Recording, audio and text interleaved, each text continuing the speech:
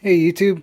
So I figured I'd do another test just for fun because I felt like I kept on noticing that the size of capacitors I had on the output, like, it didn't seem to be affecting the spark frequency as much as I thought it should. So I got my MiniSpark hooked back up here, and instead of just using the one that I was using before, which is 330, I've got all four here.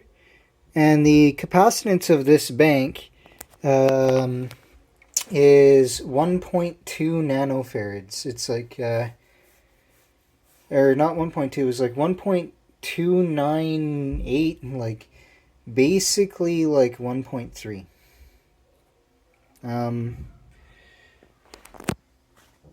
But anyway, I'm going to show you how it charges up here now, because it's crazy, because it's pretty much 4 times the capacitance of the other test that I literally just posted. There we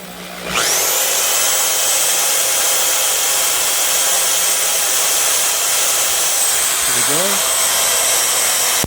Oh, yep.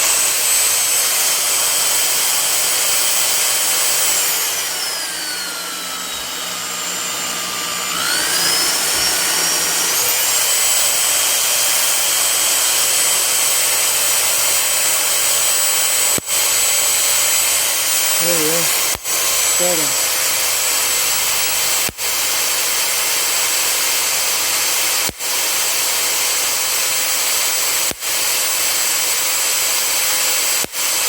So you can see that the spark frequency is very different.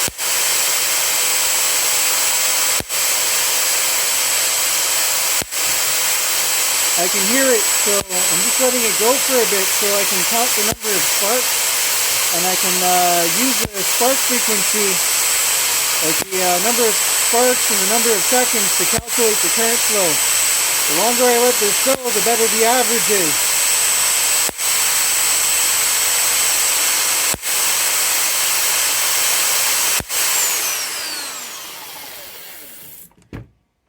There we go. So I'm going to calculate or count that, and then calculate what the spark frequency was, and then calculate what the average current flow was to make this happen.